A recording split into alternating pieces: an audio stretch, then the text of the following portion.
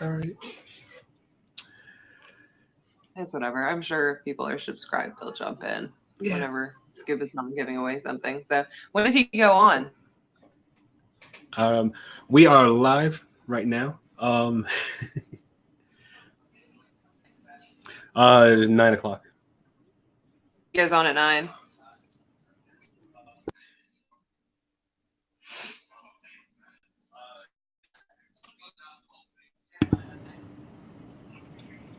Do you hear an echo or no? No. And there's Joe. Okay. Oh, Joe's here. Oh God, there's Joe. Hey, sorry I was late. It's all good. It's all good. You were late by 45 seconds, Joe. Yeah. It's not right. It's not right. I am punctual. Let me get my chat up and I'll be ready to roll. We have Honest Ape in the chat. Oh, Yeah, he should be nosy. He can't be on camera, so he's got to be in the chat. all right. Well, he could be on camera. If he wants to sit next to you, he can be on camera. Unless you don't want him. No, Joe said this is mine. Yeah. Mm. Yes. All right. I made the mistake to trim my mustache over my keyboard, which has my drink on it. So I have little beard hairs in my drink. Yeah, it's all right. It's all right. You know, you swallow so many during the day. I mean, does it ever happen to you, Joe? You swallow beard hairs? I keep my mustache pretty trim because I don't like it in my mouth. I really try not to. When I don't know why I have this habit where like I will any long beard hair, if it finds its way like near the edge of my lip, I will grab it and yank it out with my tooth. I do that too, but it's usually the mustache. And like I know it hurts, and it's not good because that would make like ingrown hairs and like bumps and things like that happen if you do that.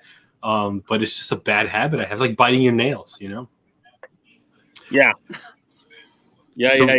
All right, so we got Rob Akron in the chat. We have Hella Fat. We got Tyson Faithfully Beard and Brett Burlong. What's up, everybody? How y'all doing?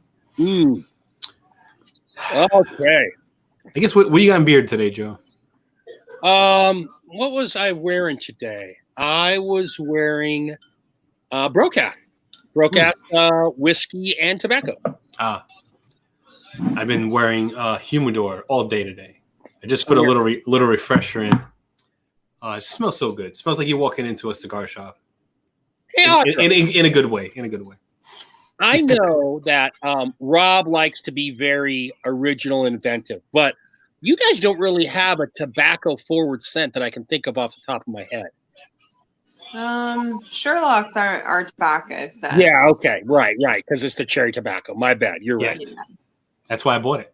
That's why I have it. A lot of people get the cherry. They don't get the tobacco right off the. Yeah. They're like, oh, it's a lot of cherry, and I'm like, put it in, like warm it up and put it in, you know, and then the tobacco comes out of it. But yeah.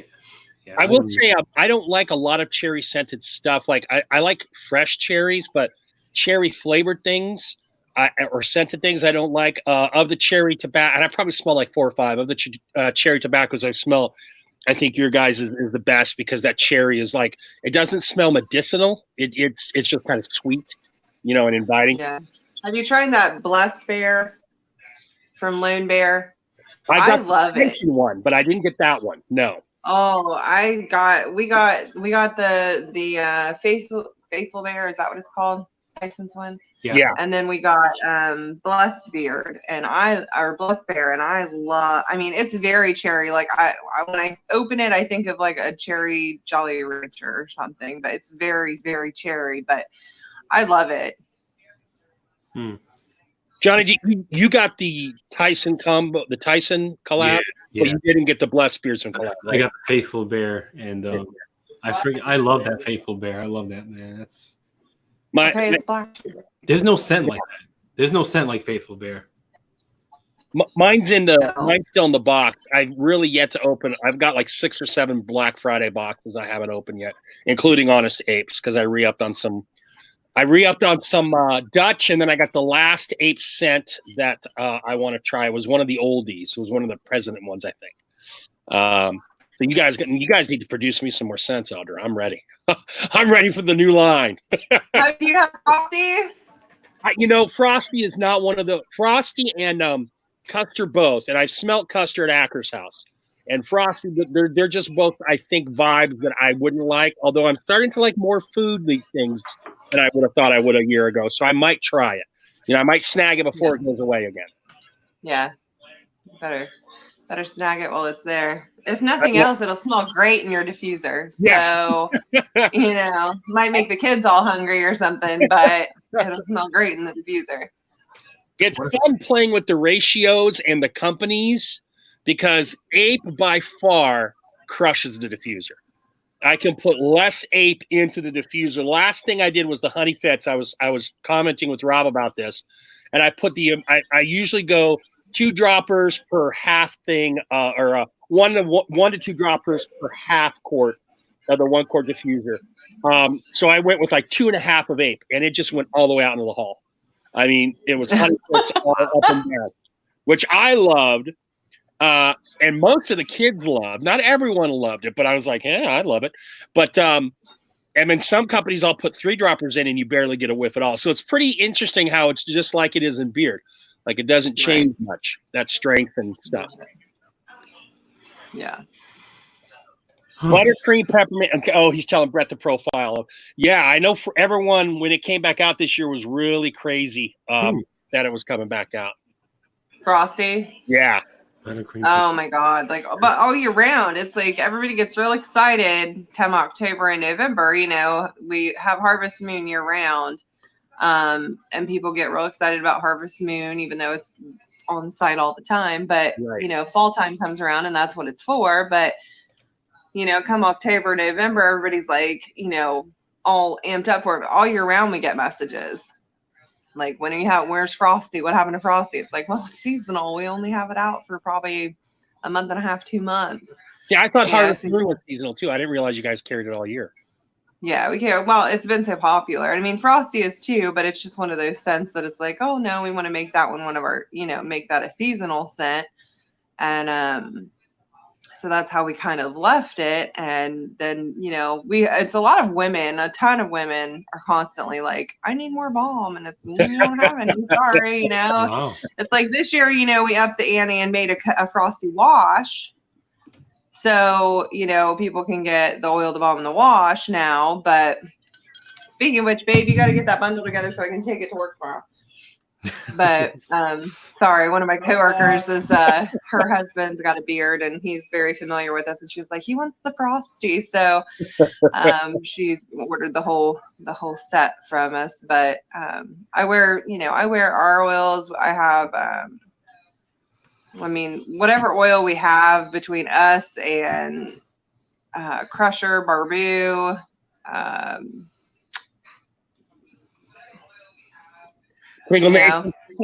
yeah. We have Lone Bear, everything. I wear them to work. I just wear them as lotions. Yeah. And I constantly get compliments. Patients are like, what is that? What are you wearing? Why do you smell like cinnamon? Or why do you smell like candy? Or why do you smell like this? And I love telling them about it. So that's awesome. Yeah.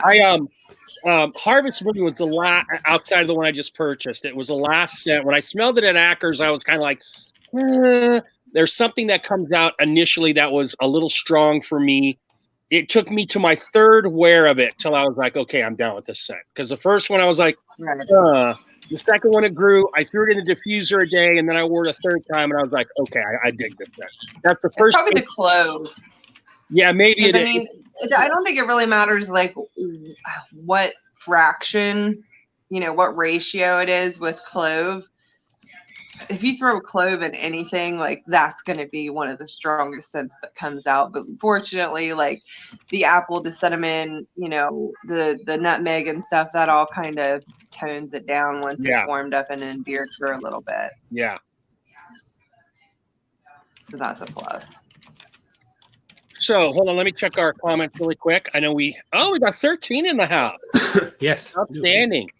Are you guys doing butters, Audra? Oh, hold on to that. We are. You're damn right they are, Brett, and they're damn good. Acker praises. Wow, Rob, blah blah blah blah blah blah. Okay, go ahead and speak to that, please, Audra. The 8 butter. Say. Well, you know, we've gotten a lot of I don't know how to put it. We've got a lot of requests. You know, people are like, why aren't you doing a butter? When are you doing a butter? You know, what kind of scents are you going to do the butter in? And Rob, you know, decided he was going to try it one night. So he went down in the lab and spent, you know, quite a bit of time. You know, he'd been researching and asking questions and asking other makers and you know, looking into it. And he spent some time down in the lab and 7 hours. 7 hours just with the first, and that was just with the test batch. You know, that, I mean, he hasn't made a full blown batch yet because he wanted to, you know, get a tester out and get it sent to people and have them try it. So, but so far from what we've heard from all the testers and everybody else, it was a home run. So, you know, we're in the process of, since we got the trademark, that we are switching over containers. So like I think our bombs, right, babe? Robert. What? We're switching over the bomb containers, right? Yeah, so the bomb containers will be The glass. bomb containers will be glass. The butter jars They'll will be look- glass. The butter Ooh. jars will be glass, and then we're going to like copper or Yeah, copper we'll have, lids. Yeah, copper lid. Well, like copper, like a light gold or So, something. I mean, I'm sure you've all seen like the posts on Instagram with like the new labels and stuff. So it's going to kind of conform to that. You know, it's going to be the brass. Yeah. So, you know, we're reconfiguring some of that stuff. And then as soon as that's all in and ready, then, you know, he'll be working full time on the butters. And then our nephew's taken on like the women's line was his baby. You know, I've had a lot of say in it. You know, he wants my input. He wants me to throw out names and set profiles and give my input on things. So after the first of the year, that'll be like all gung ho. We're gonna have oils, balms, sugar scrubs, body washes, Wow. So lotion, and lotion. Nice. body wash, sugar scrub, oil, and balm. That's what I just said. Thanks, Echo. I was just making sure. Now, This Audra. is why he can't be on the live stream, Johnny. Like,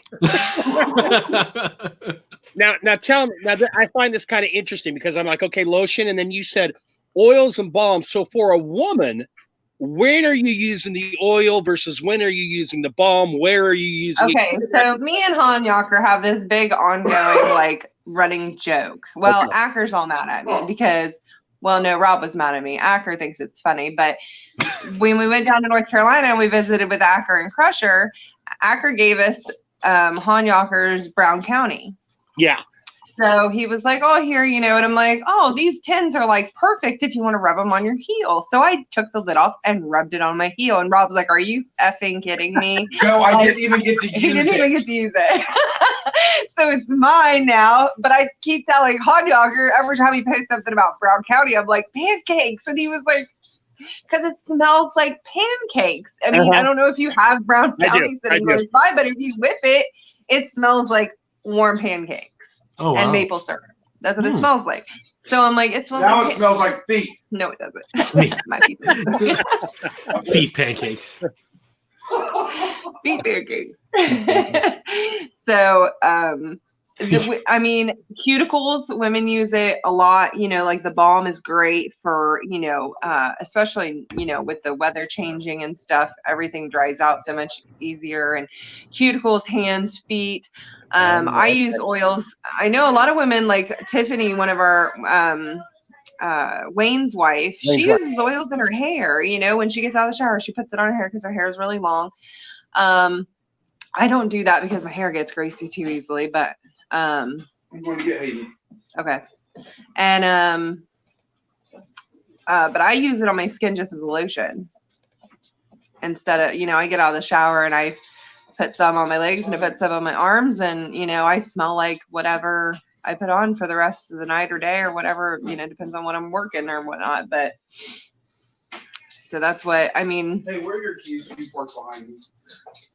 That's what I use it for, and I know a lot of other women use it for that. We had a couple, we did a couple local bazaars the last couple of weekends, and all the women came up that recognized, Honest Ape, and they're like, "Oh, I need some of that Frosty Balm. I love it on my hands and everything." So, yeah, That's awesome. yeah, we're really excited about it. So, and it's all going to be like the same kind of theme, and we're going by it's not Honest Ape, it's Honest Babe. Oh, cool. And so it'll have a pinup girl in the center instead of an ape. That's my influence because I'm a big pinup person. But and then everything's historically themed. Like we'll have an Amelia, a Selena, Awesome. Florence. Okay. I was like, we're gonna have Florence. And I don't know what we're gonna make it smell like because I'm like, well, we can't really go with gunpowder and blood on that, but that would be my figure out something. Gunpowder, blood, and a little pus. That would be outstanding. Gunpowder, blood, orange. We have to figure something. Yeah. Now, there you go. Into any like details in case you have, are any of the men's scents, since so many women are like certain ones, are they making it over to the women's line or close variations of them making it to the women's line that you know of? There's probably going to be a couple close variations. Slick Willies, extremely popular with men and women. So we'll probably have something of a vanilla lavender scent in there. We'll probably have something that's, got cherry, but we'll probably steer a little bit away from the tobacco. Right. Girls, right. Women aren't so up with the tobacco. Custer will probably definitely make it, to that sideline. Yeah. So, because that one was developed by a woman, so it just makes sense to put it in the woman's line. I did not know that. Wayne's wife actually came up with that scent profile. That was the second live I ever saw Rob on, was the launch of Custer last winter. That's when I was just getting on the Instagram and they launched Custer and there were all these in jokes. I'm like, who are all these people? I recognize the big dude with the big red beard, but who are all these other people? Because I'd seen them one other time. Yeah. And there's Joe, and there's this, and I was like, okay, this is fun. Right. Yeah, we've got a whole slew. We've got, between Poppy and Wayne and Ivan and Rob, and then we have, I believe, 12 diplomats. So, Presley. Oh, sorry, my dog's getting in the litter box. I got to tell you, so part of the Ape family, whether it's 10th graders or 12th graders, whether it's boys or girls, Yorktown and Turncoat have each been chosen many times by my students for the diffuser. Well, good.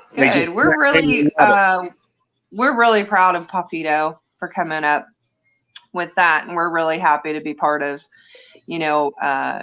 we were really happy to be part of it. And then when he came to us and asked if, we would just do it out of the house and he could give us, all the information, then, we're still working closely with him on that. He's obviously a huge part of, the process still, even though it's coming, it's processed and shipped directly from here and not just from him. But yeah, he did a hell of a job with the Revered line.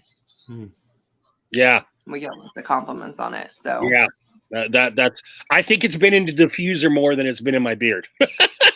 That's what, the kids notice those white bottles because they can recognize, like, oh, because everything else is pretty much brown, a few clear ones, a few green ones, but they're like, oh, I know the white bottle, one of the white bottle ones. And then so I just love to see firstly which kids actually go up to make the choice, because there's like 2 tubs of beard oil, and I just tell them to wander up, and each period has a certain day of the week, and sometimes I'll get repeat customers who choose for the class, and then someone new will come venture out and they'll try it. And so it's been a fun experience, and I feel good because I'm actually using some of the beard oil that I would need 10 beards to use for all the stuff I have. Oh yeah. I was wondering how you had the students choose it. Did they just go up there and grab one, or you make one of them? It's so Monday, let's do it this way. Monday is first period, Tuesday is second period, et cetera, et cetera. And then so whoever wants to go up and make the choice, and if there are multiple kids, and they can bandy it about and what have you. And then they say, Mr. Ayers, this is the one we've chosen. Then I write it on the board, and for that entire day, that period gets to run the oil. And then I just keep rolling the order. We're on a block schedule, so I only have 3 classes a day. They go for an hour and 25 minutes. Mm-hmm. So we just keep rolling it all year long. Some days they don't choose, and then I throw something in to kind of broaden them, like I did with Honey Fitz earlier. And then most of the time, I want to nudge them to other oils, but I also don't want to interfere, because I of course, all the liquor oils are at home, so they don't put any of the liquor blends. Yeah, you don't want that. That's funny. Well, that's cool. That's cool that you can get the kids involved, because this is obviously something important, to you, that you take part in the bearded community, and I'm sure they know about your travels and the people you meet and stuff like that. So to have them I get a little bit of piece of that, that you're like, oh, well, I picked this one up when I was in North Carolina or when I was in Missouri or whatever, so that's cool that you can have them participate in that. They dig it. And the Miners Collab, since it's got my face on it, I've got all 3 products, butter, balm, and oil, just on my desk. They're just sitting right there staring at them all the time. 3 different faces of very nice rendition of my face looking out. And they dig that as well. I've had a couple of my kids pick them up because they like the scent of it, and they've actually picked it up. So I'm like, that's pretty cool. Just another one of those ways to make connections. And who doesn't like to spend an hour and a half in a good smelling room, Yeah. Could be worse. That's true. All right. So let's see what Scott is doing. 14 people in here. Tighten up, Audra, Joe, Jay, Joey. Bearded Gents in the house. Good to see you, Jay, if you're still here. Hey, Jay, how you doing? James Pershing, Joe Diffuser posts are some of my favorite. Those kids have good taste. Thank you, sir. Revolution is underrated. It's good. It's grown on me. When I first smelt it, I was like, huh. And then I wore it once or twice, and then smelling it out of the diffuser. You're right, Phil.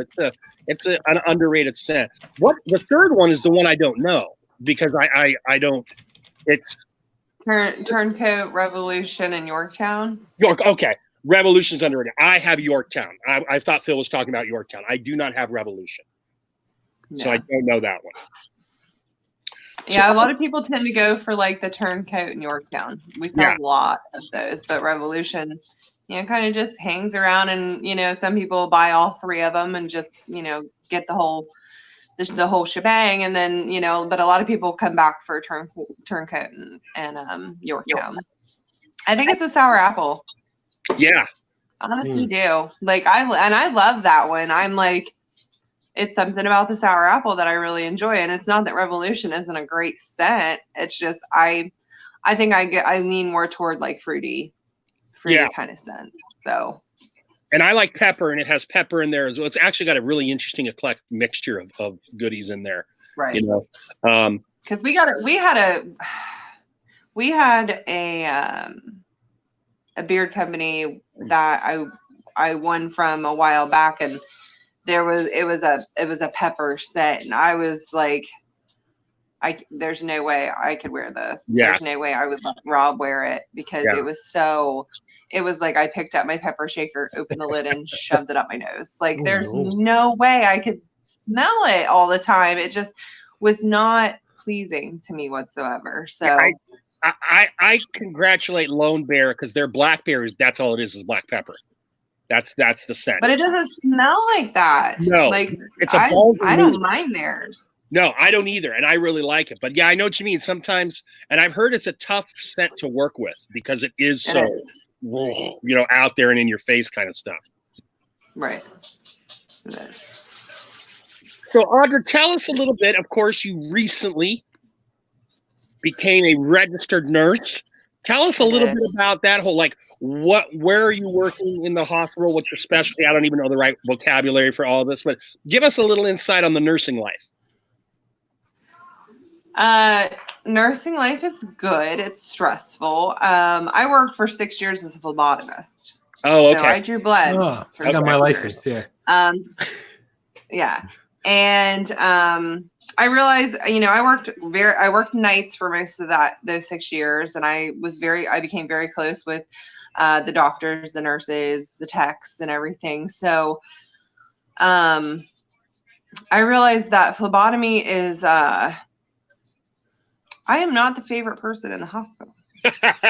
Nobody wants to see you walk in at 4 o'clock in the morning. Nobody's happy when you walk in the room. Like everybody's just like, again, or, oh, it's just, I never walked in a room and somebody was like, oh, hi, how are you? It's always, very melancholy about it. But, so I decided, I was going to get off my ass and go back to nursing school because I thought about it for years, and it honestly terrified me because I was like, am I smart enough to do this? Like, am I going to be able to do this? And worked my butt off for 2 years and got my RN, and I work at a local hospital here in our hometown in Chillicothe. It's called Adena Regional Medical Center.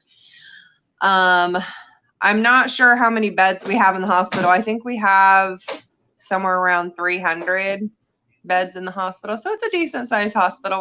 We have a cancer center. We have an education center. We have all kinds of, but I work on what we consider an outpatient observation unit. So we get a lot of stroke, TIAs, psych patients, chest painters, a lot of those kind of patients. So it's not, they're not necessarily extremely high acuity. It's not like all of them need help walking or getting to the restroom, or, there's not usually a bunch of broken bones or, wounds to take care of. But it's a very fast-paced environment because we have a lot of patients. I mean, we're admitting and discharging all day long. And fortunately, I work nights, so luckily I don't have to deal with so many discharges, just admissions. But yeah. But I enjoy it. I really enjoy it. I think it was, I had different hopes. I think when I got hired on, I wanted to go for more of a critical care kind of floor, but, I'm really glad I ended up where I am, because, I think it's just a great place to start out as a nurse when you're a new nurse. Now my kids are hogging the limelight. I heard you talking about like people saying that they don't like their blood being drawn. I was like, I'm completely fine with it. So, but yeah, just starting off as a new nurse, like it's a great place to work and not feel like my next move might kill my patient. Like it's learning to be a nurse before you before you jump in that deep end of the pool. So. Yeah. Because when one of the techs actually asked me not too long ago, she goes, do you miss being a phlebotomist? And I said, I miss the lack of responsibility. Yeah. Because I drew the blood and took it to the lab, and then I was done. There was nothing else on my hands. And it's like, now I have to do a lot more. I'm an advocate for my patient. I have to make sure that I'm taking the best care of them as possible. Yeah. Yeah. We have one guy at least that I know of, Funk Daddy. I don't know if you know of him in the community. He is retired, but he was a pediatric oncologist. And I was like, no way could I ever do that job. That's right up there with like hospice nursing for me. Yeah. I just can't. Yeah. I get very emotionally attached to people very quickly. So I just sit there and cry. Like I always told my husband, like, I want to do trauma. I love trauma. I love ER. I'll get there eventually. But guys, are you serious? Stop. It's so cracking up. Go get in bed. It's bedtime. Get your teeth brushed. That's my kids. Whenever I'm doing something down, it's children. It's child Tourette's. Okay, when you're a parent, you have child Tourette's, and it's like having a normal conversation, and it's like, shut up, like out of the blue. But I always told my husband I wanted to do trauma. I said, but I will not ever work at Children's Hospital. Yeah. I don't do sick kids. I can't. It just breaks my heart. And I won't ever do labor and delivery because you're dealing with 2 patients in one, and then I just don't think I could ever handle losing a baby. So there's just, every nurse goes into it with a preferred, specialty. ER is my preferred specialty, but I'm just, I'm going to let myself learn to nurse first. Right. And then that's a good point. I'll be able to move on up. But yeah, I love my job. I'm really glad. I'm really glad I went back to school and took that leap. And, not only has it, made me proud of my career, but it's provided us with the financial means to make the moves that we're moving now. Right. So I saw the pictures of that new pad. Pretty swanky. Very, very. We're hoping to start moving in by the end of next week, and then once we're all moved. What? No, you're gonna go get off the 6 shirts you have on. There, he's home. And once we get the house we're living in presently fixed up, then we will. I'm sorry, Lincoln. We're gonna sell this house, and then we'll be doing a couple upgrades to the new one, and building a new ape building. So we're really excited to show that to everybody. And oh, Jesus help me, Lord. Like nothing. Put him outside. Are you kidding? Are you kidding? Come on.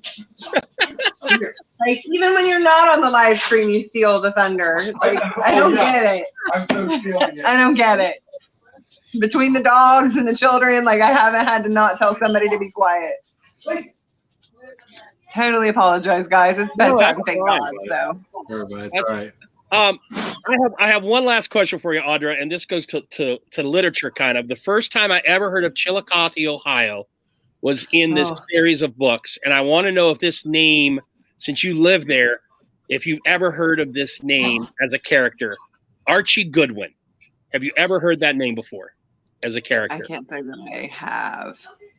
There was a mystery writer that wrote from the 30s through the 70s named Rex Stout, and his detective, he was one of the detective guys.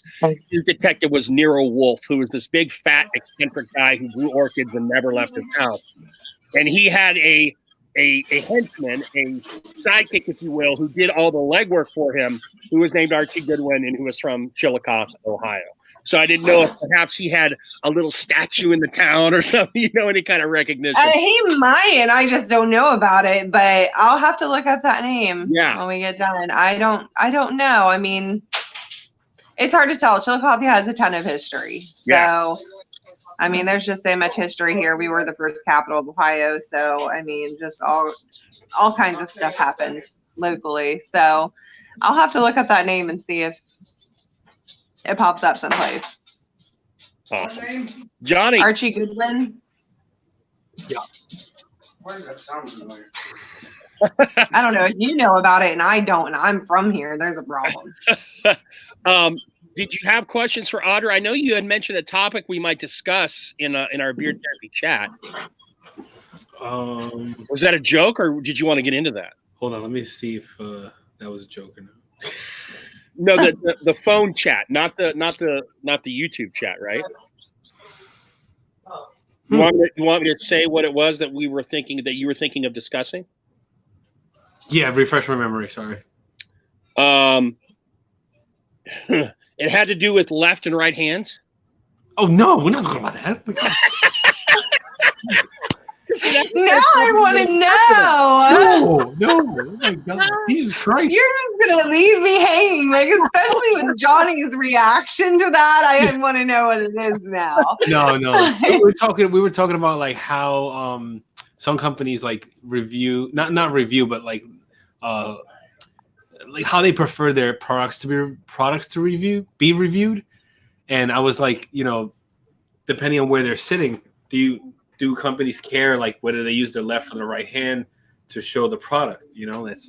That's what we were talking about. You lie. John and Joe's sitting there going, no, he didn't. No. Lies. Being lied to on my own live stream. Like, how does this work? All right, Johnny. So if you had any questions for Audra, or if we want to talk about how you hacked up the back of your head, wherever you want to go now, brother. I've been dominating.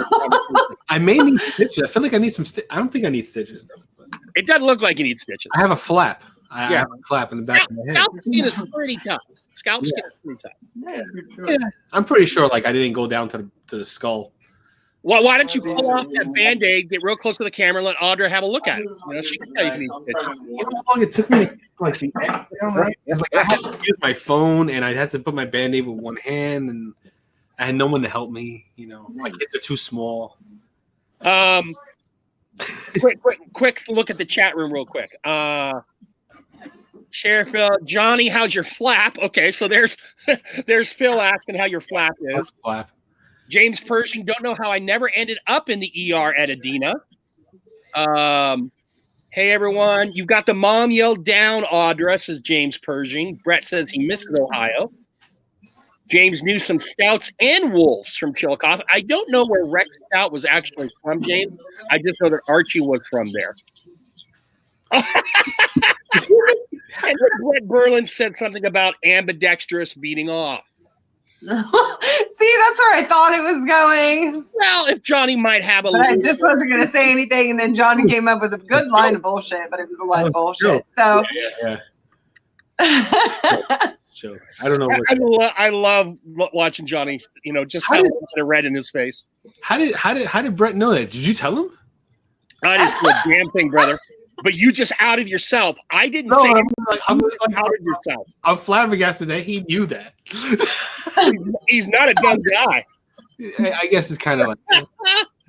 I mean, right and left in your reaction. It was if you did a down payment. Yeah, it was like $70.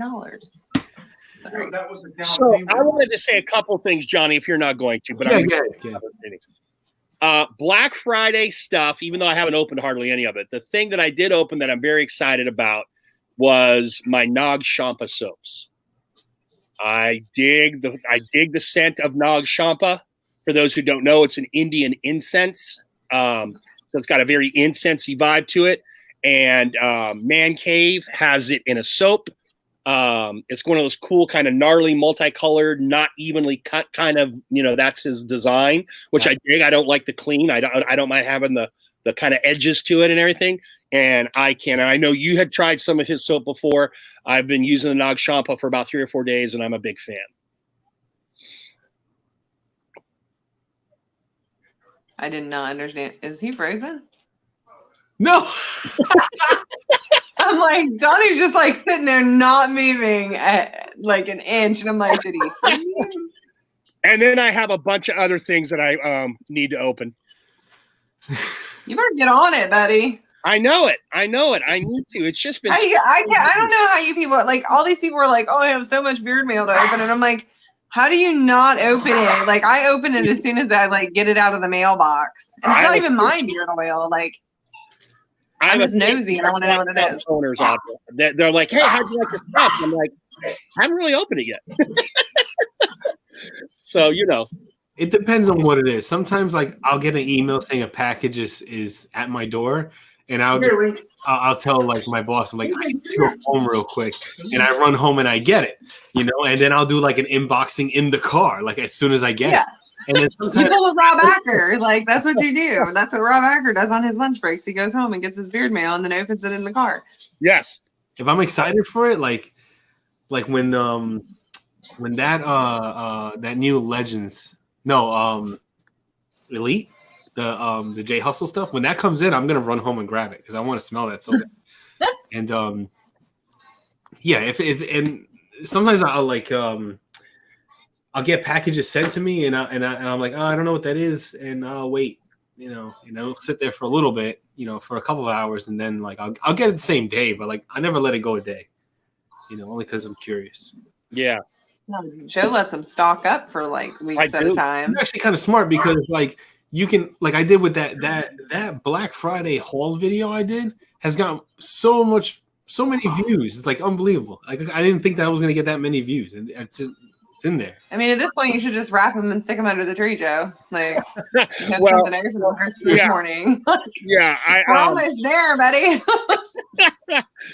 the only one I opened Bad Santa from Jolly Old Fat Man, and I opened that new company Baybeard because I just so love the packaging on it. And that wasn't a Black Friday, even though he was running a special. That was post Black Friday. But yeah, I've got Lone Bear, I've got Ape, I've got Hungry Wolf, I've got Dodge City, I've got, and I think one more, all from Black Friday purchases just kind of out there. It seems like there's like a big influx in the last few months of a lot of new companies coming out. Like, Yeah. we were talking about that, and I think Rob was talking about that with Barbu earlier today. Like, you know, just the influx of new companies that are coming out of the woodwork, and it's like, well, who was that? I've never even heard of him. So it's like, I have to watch you, or I have to watch Acker, I have to watch Tyson, or, you know, whoever, just to be able to keep track of like any new companies that are coming in, you know, see what they're about, see what they've got, you know, see if they're, you know, got something new that, you know, we're, you know, want to try out or get to know. Or it's crazy how many have come out of the woodwork, especially this year, you know, like it just seems like within the last 4 to 6 months, like, because Wild Schwein, like I hadn't, you know, Wild Schwein, Miners, gosh, who else? Ginger, broke ass beard, Last Look. There's a good, and the market was already full of companies, yet there are more still coming. So I'm gonna go. Well, it seems like you know, I mean, you might have like 5 or 6 come in, but then, you know, other ones are like dwindling off, you know, like you don't hear so much about them, or you don't see so much, or, you know, it's like, you know, I haven't heard or seen anything from Ace in forever.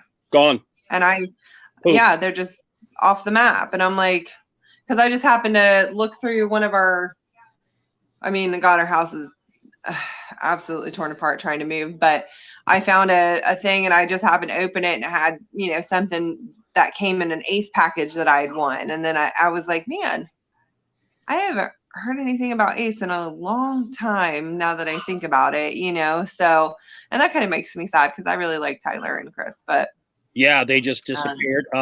Back when we were doing the Bearded Roundtable, our first owner guest was going to be Veteran Beards. And I bought some of his stuff because Beard Show Dan had recommended it. And he worked at a prison, I think, and he was being held late, and he never was able to show. Ace actually went on that show, ironically enough, and then Veteran Beard, poof, gone. Yeah, they were gone too. And he had some good. The 2 cents I got. Where has Beard Show been? I haven't seen him in forever. He was taking a break, from what I understand. He just kind of dropped off. He did like an Ace. He just kind of poof. Okay. No Instagram account. When she said Beard Show, and I'm like, oh my God, I haven't seen Beard Show in forever either. Yeah. And Angel Beard Dude, he's doing more the vloggy kind of stuff, less about reviews, more doing stuff with the cameras. But then we're getting new reviewers too, you know. It just seems like there's this cyclical nature to this stuff. Oh yeah. It's like for every, you know, a few that come in, a few fall out. You know, and it's like, it's hard, you know, and it's hard as a company, you know, you have to stay relevant. Yeah. And a lot of times, especially when you're self-funding, it's hard to stay relevant, you know, and when you have a life and another job and responsibilities, it's like, you know, I guess some people might think that these companies are just, that's all we do all day, but it's like, no, Rob works a full-time job, and all our other owners work a full-time job. No other owner lives near us. Yeah. Except Ivan. Ivan will come down maybe once or twice a week, depending on how the week, you know, what we have planned for it. But, you know, Wayne's clear up in Findlay, Papito's in Philly, you know, so it's like, we don't have any other people that can, you know, just work this full time or come over and, you know, make stuff all the time. And I mean, that's the same with pretty much any other, I mean, most companies besides maybe, I mean, I know Fable's doing it full time. I don't know if Casey Savage Maine, he does it full time. Okay, and what about Anointed? Does he do it full time? I believe he You know? does. I don't know him that well, but I believe I've heard that he does as well. Okay. So there's I just mean, I would hope he does because the stuff that Anointed comes out with is like, holy crap. Yeah. Their packaging, their, you know, I mean, like every single thing is so unique and different. And like every package you get from them is so unique and it's got different stickers and it's got theme stickers. And I'm like, how much time did you spend on this? Because it just seems like it's very like, it's in your face. It's a lot, but I love Anointed stuff. So That Fruit Loops is crazy. but oh yeah, it's like if you order oil and a balm, it's like you're getting 20 stickers and all this other stuff, and it's all themed toward that, you know, that oil. And I'm like, holy crap! Stop, Robert, get your dog. But you know, for the most part, like these small batch companies, you know, there's other responsibilities that are in the mix, so it's hard to stay relevant and on top of it, you know, and you know, our thing is, it's like we released 1812 this past June, and I think what did you release before that, babe? Was that Prohibition? Mm-hmm. That sounds right. I think Prohibition was the one before that, and that was quite a while before 1812. Yes. Prohibition, and that was quite a few months before 1812 hit, you know. And but we see a lot of companies that, and it's not a negative thing, because I mean, if they have the energy and the time and the creativity to come up with these scents, and they're amazing scents, and they have amazing products, but it just seems like, you know, I look at Rob and I'm like, oh my God, where did they get the time to do this? Because they're coming out with a new scent, like it seems like every week. And I'm like, how the hell are you doing this? Like, you know, it's not that, you know, they're just dishing stuff out willy-nilly. It's like, no, they've got really good scents that are going to last, and they're good products. But but Rob's thing is like, he has to think about things for a really long time. Right.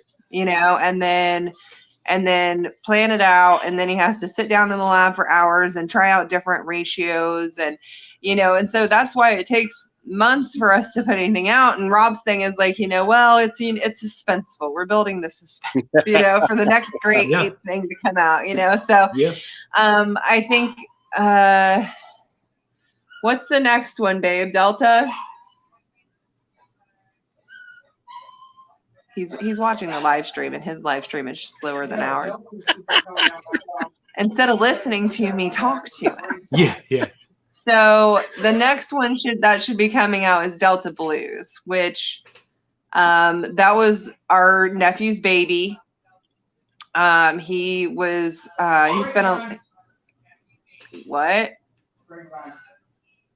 Yeah, springtime. So that's his baby. He was, you know, spent a lot of his life in Mississippi. So he concocted it to smell like a Mississippi morning. It's got magnolia. It's got, God, what all does it have in it, babe?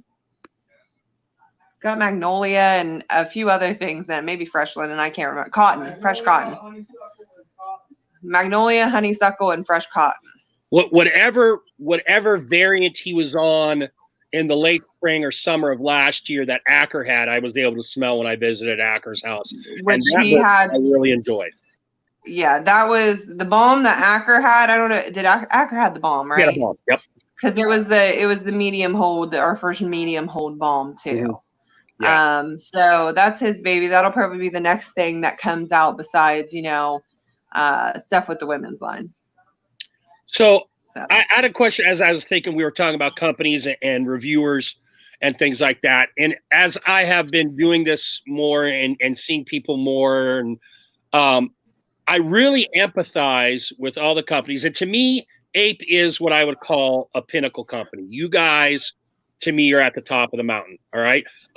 You share space with some companies up there, but you are definitely, for me, like the kind of company that if every company fell off the earth, Ape better still be there, right? Because I know I can go to you guys for my co-wash, for my I love your soft balm, for every oil scent when I feel like Rob really came out of the cocoon, so to speak. You know, when he got out of all those 2-scent early scents, and like I guess Custer would have probably been the first one of those, or maybe Miles. No, well, Sherlock. Sherlock was was the first baby out of that, and then it went up from there. And everything even if I don't like a scent like Custer, I can still say, damn, that's a good scent. It's not my cup of tea, but that's a good scent. So everything going forward to me has just been wonderful. How do you guys deal with, because I'm sure everyone wants some 8, particularly if they don't have to pay for it, people asking you for free product. Is it a big issue with you guys? Do you see it a lot, or?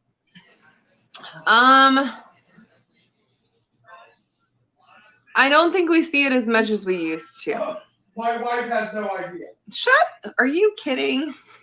You would bitch about it if we did. Like, it's just the bottom line. I don't know if you can hear him, but he's like, my wife doesn't know about it. And I'm like, you would be. I mean, I know it happens, and we talked to plenty of other owners, and we know it happens, and it happens to us too. We take a different route with that. It's not that we don't. Keep talking. No, continue. No, go ahead. Steal the limelight, babe. No, I'm not. I'm just watching. No, you're not. You're being nosy. Get out of here. Go away. I wanted to explain. No, go away. Okay. Explain it in the chat. You don't. Explain it in the chat. Yeah. Say it in the chat, babe. Say it in the chat. It's not that we, are That's a lot of typing. downright mean or anything like that, but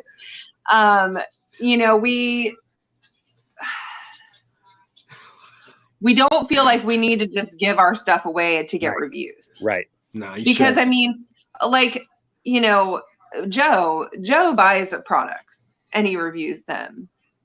Acker buys products and does unboxings. Tyson bought the whole damn line. Right. Okay. Like those, and we don't, and it's not that we're like, oh no, we're stingy. We're not going to let you have anything unless you buy it. It's just, we spent the first, year and a half of growing and paying, people or sending people free products for them to review it. Now we're at that point where it's like, we don't really have to do, and we don't mind people buying the products and reviewing it. Please, if you want to, please do that. We love all our customers, whether you review it or you don't, but the fact is, it's like, I don't think it's necessary for a company to send out free products or to,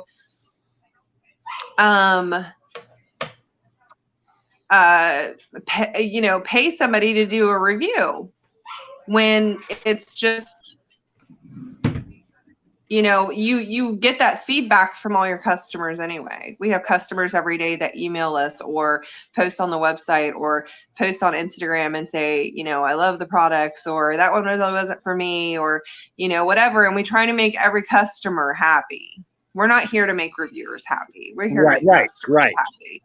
And it's because Boston Mike released a post on Instagram that was like, damn, you wouldn't believe all the people that asked for free product, or something to that effect. And at Boston Mike, I mean, I've watched his company grow. He and I kind of got into the Instagram thing at the same time. And so he and I have just been kind of watching each other. And I know he wants to be, in using my term again, one of those pinnacle companies. I know that's a huge goal for him. And so when I could see why people might ask Mike, because although he's not really newer, he might not have the cachet that, say, an Ape or a Lux or others have. And so I just wondered if people had the balls to ask you guys, because, to me, you guys. Oh, yeah. Yeah, they still. Okay. Oh, yeah. Oh, yeah. People are not shy. I mean, and I mean, kudos for them for having, they have to carry those balls around in a, wheelbarrow, but. Because I'm not that type of person. I'm not the type of person to ask for help or assistance or freebies. Right. And I can understand, especially with like newer reviewers coming out, they want products so they can review it and try and build their channel and stuff like that. But it's like, you got to do the time.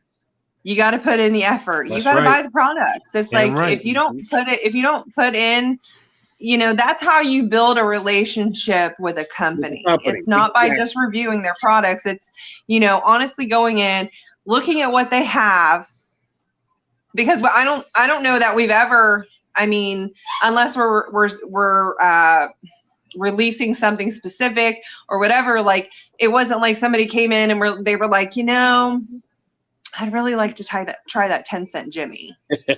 You know, they're just like, can you send me some products to try? Right. You know, and it's like, no, go on the website, look through the scent profiles, because we could send you the shittiest scent we possibly have. Yeah. And, you know, you would hate it, but go through, figure out what you might like, order it. Even if you just order the oils, it's like you don't have to order everything. You know, order an oil and see if the oil agrees with your beard and your skin and the scent and, you know, other people around you. So you have to put in the work and the time to get, you know, to build your channel, just like we have to put in the work and the time to build our business. Right. And if we gave away free products to every person who asked for free products, we'd have no products. No, that's exactly right. And I know, and it's just one of those that there are a group of guys who, and Acker and I know we're chief amongst them in the winter and spring of last year, that were saying, invest in the company, buy the product. I have bought everything that I own for Ape. I've bought except for one thing. When you guys released 1812, when we released it on the round table. And that's one of the proudest moments in my beard career, because I love that scent, but B, I was like, damn, I got some Ape stuff. You know, I felt like, I was like, hey, I got some free Ape stuff. I've arrived. And it's and I'm not downing people who do, you know, who are, you know, willing to either A, ask for free products, or B, send out free products. I mean, that's all up to to A, the reviewers, you know, perspective, and to the companies. You know, if companies like, oh, you know what, it doesn't hurt us to send out an oil and a balm, we'll just send out an extra from the, you know, from the stack or whatever. Okay, cool. Like if that's something you want to do, and we did that for probably longer than we should have. Yeah. And I have nothing against people who want to pay for reviews. If you are dead set on getting in that reviewer show and you're willing to pay whatever amount of money they want to have you pay, then more power to you. Like, we can't say that we've never had to pay a fee, because we have before. But the fact is, it's like, we just don't feel like we're more focused on our customers and the word of mouth that they can spread, right, than we are about what a reviewer on YouTube that may or may not be seen by our customers, right, says. Or may just, I guess my own personal thing with this, and this goes back to the building relationships, and I talk to guys whose reviews I admire, like Johnny or Rob or Tyson, is that I just worry, like, okay, I got my free product from Ape, I did my review, and now I never interact with Ape again, as opposed to having that relationship. Because you know what? Whether Rob had given me 1812 or not, I would have bought it, just because I believe in Ape as a company. And when it goes away, I'm going to rebuy it, because, you know, it's that kind of relationship. And Ape, again, Ape is one of those companies that I will always go back to. And I get it, if you're a new company and maybe you're a new reviewer, maybe that's a nice simpatico match. You know, right. You're building your channel, I'm building my company. I totally get that. But Boston Mike's post just made me kind of reflect and go, damn, really still? Because part of me gets it, but part of me is like, you really need to invest in the company. If they throw you a bone, good for you. You know, good for you. If they don't throw you a bone, that's not their job. They're not in business to give charity. Yeah, we're not in business to give away everything for free. You know, it's like, and we enjoy the relationships that we've built with either reviewers or unboxers, with other owners, with other owners' wives, you know, and their families. You know, we love those relationships that we've built. Like I said earlier, Rob and Barbu were having a giggle fest on, you know, FaceTime for like an hour and a half. And I'm like, I don't even talk on the phone that much in a week. And you do it in like one sitting with Abraham. Yeah. Like, you know, and he's constantly doing that. He's talking to Acre. He's talking to, you know, Brian from Crushers. You know, he's constantly talking to people, and it's like, I'm more of a texter. Yeah. You know, I'm more like, if I don't answer the phone, and then I'll just text him and be like, just text me back. I can't talk on the phone. But you know, we really enjoy the relationships that we've, you know, developed while we've been doing this. Obviously, you know, we got to see Akron, we got to see Crusher this summer, and we were sad that we didn't get to stop and see Ruddy. Yeah. We really wanted to see them, but you know, it's you know, we love Boston Mike. I just love him. You know, I know I've seen people that are like, oh, he's so crude, and you know, he's got a mouth on him, and I'm like, that's the best flipping thing about Boston Mike, is that he's not afraid to be like, what the F, you know, like he's not afraid to tell people how it is and what, and he's got, I mean, we got what, I think we have brown sugar from him, and he like hit that on the damn head. I'm like, it's like I opened a bag of brown sugar and took a big old whiff of it. Love it. So Love it's that. like, he's making big strides, but he's also by himself. It's like, Yeah. it's hard to do anything by yourself, let alone run a beard company and try and do all the advertisement and try and do all the networking and then work on the, you know, on top of it. Yep. You know, so he's grinding. I'm sorry, to repeat that. I missed that. He's grinding, yes, you know, so he needs a crew. He does. He does. I don't know why he doesn't have one yet. Maybe he will. I mean, maybe it's, go ahead. I think he's still a young kid. He's a kid. To me, he's a kid. Like I'm about as old as he was when he was born, and it's pretty close there.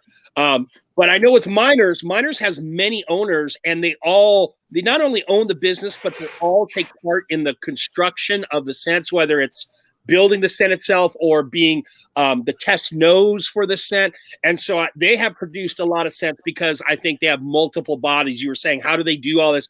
Miners is one of those companies that actually has 4, 5, 6 people in the whole process, from design and scent construction. And I really dig that about them. Obviously, I have a good relationship with Miners. They give me stuff all the time, and I'm very thankful for it.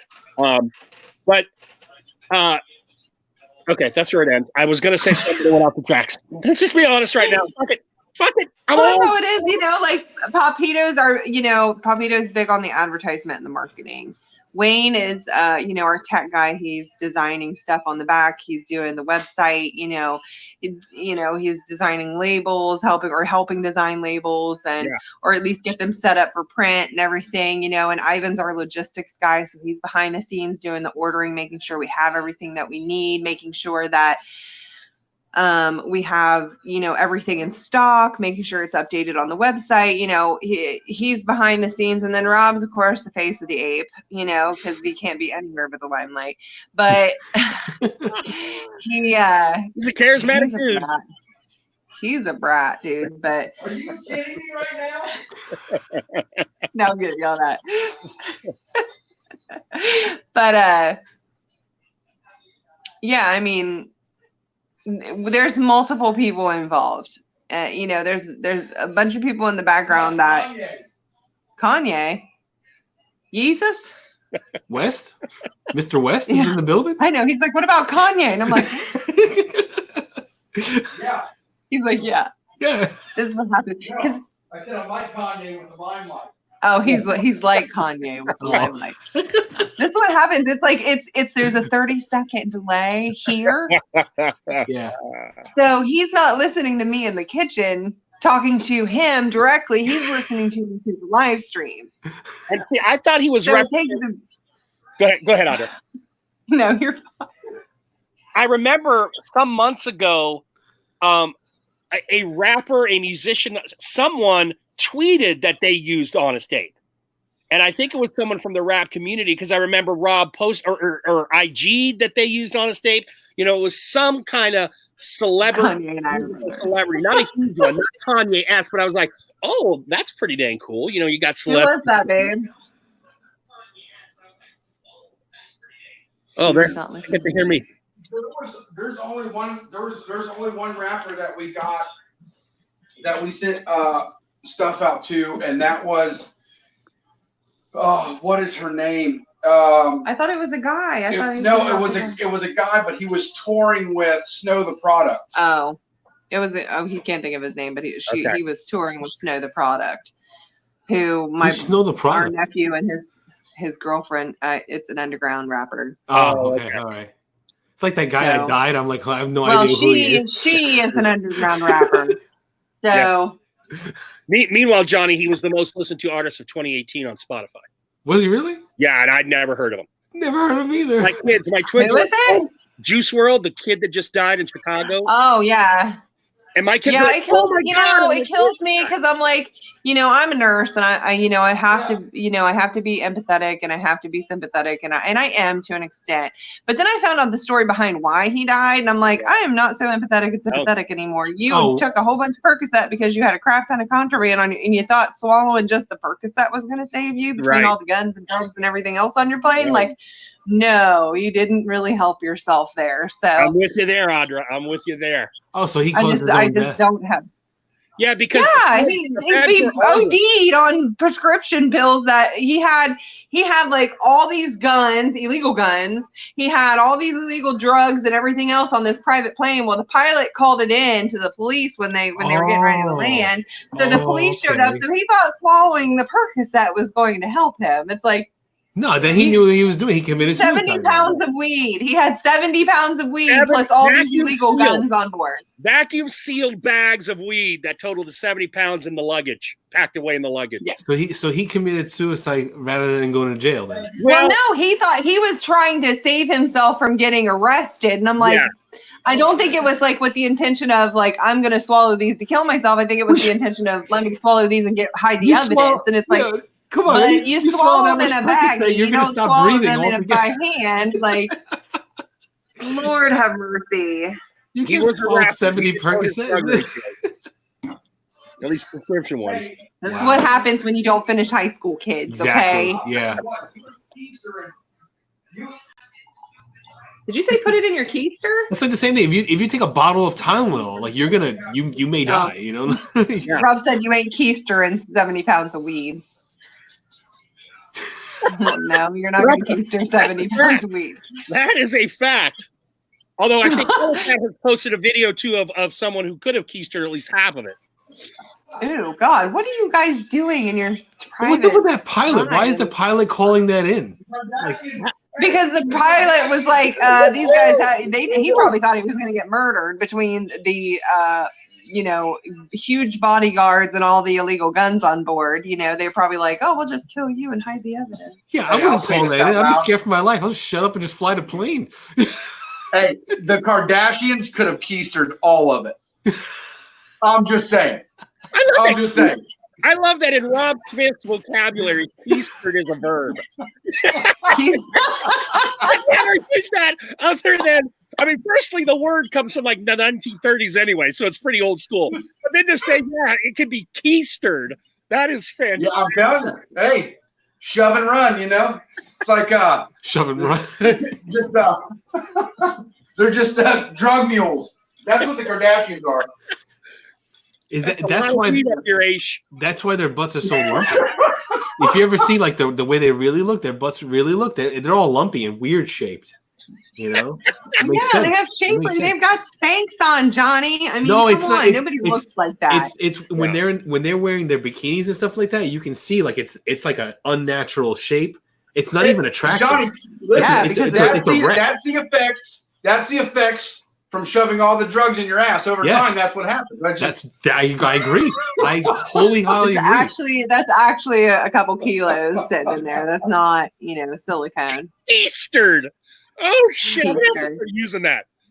Every time I post to Abe, you should have like a word of the week in your class, and like keistered could be your word of the week.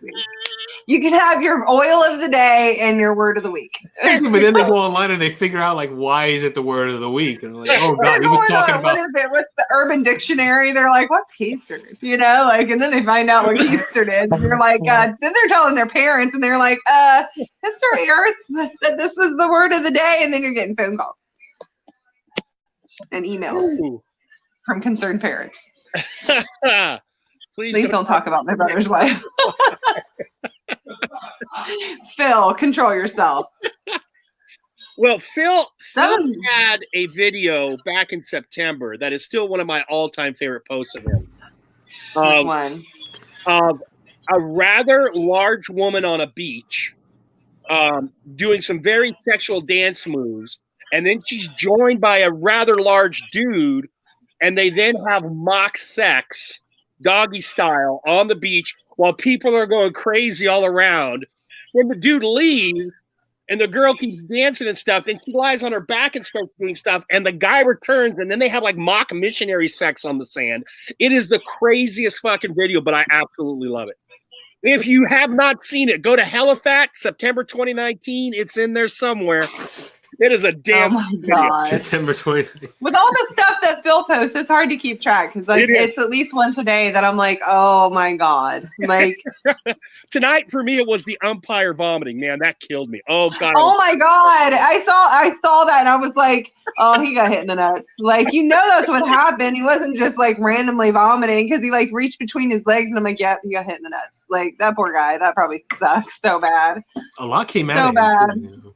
It did, and it was like a That was just like, that was so Gatorade. and he was, That yeah, was all Gatorade. but he was so professional. He like waved off the game, timeout. He was, and then boom! And I did not know that was coming. It's not like he held his belly and he was like staggering. It was just whack.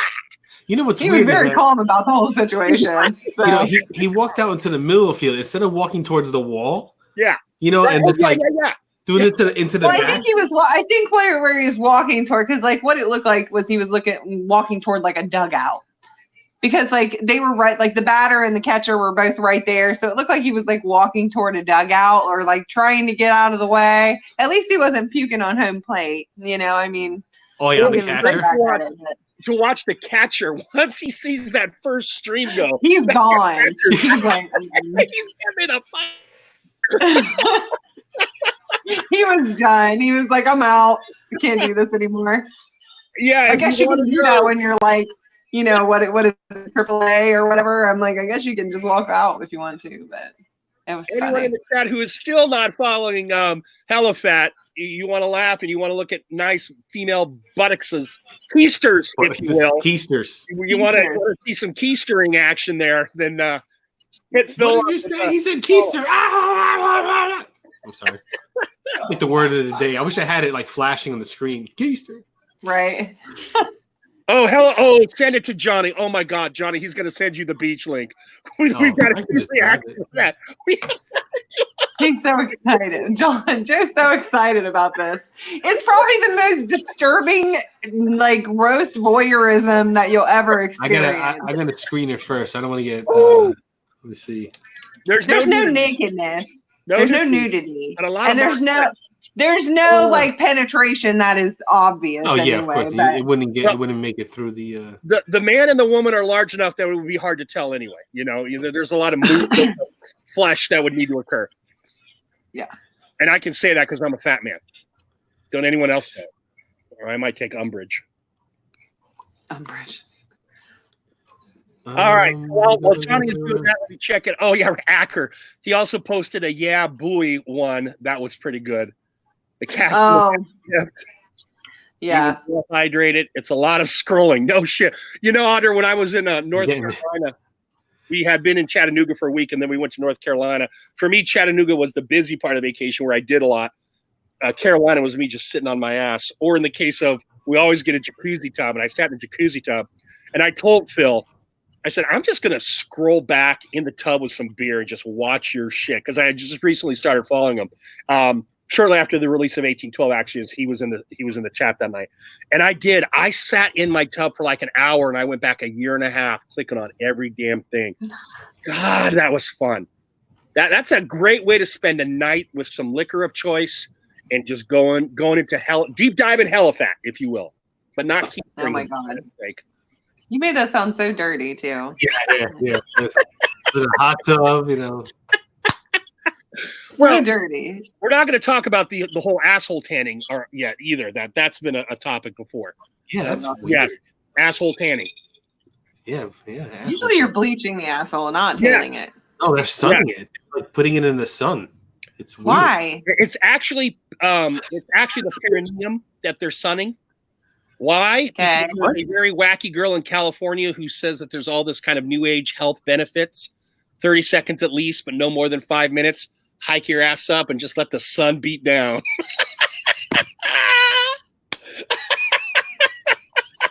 I don't even know what benefits that would have. Like that kind of blows my mind. She's got a shit. I'm gonna have to research it now. I will send you who she is, Audra, so you can check her out. She's an interesting young lady. Perineum pinked. Exactly, Brett. Taint sunning. It can't be worse than the cattle slaughter last week. No doubt. But as I told Johnny, touche, because we were gang tackling Johnny with that emu shit, and he came up with that video and shut us all the fuck down. We said, okay. What are you talking about? Was this on the last beard therapy? Yeah, this was on the last beard therapy. We were busting Johnny's balls about emu oil.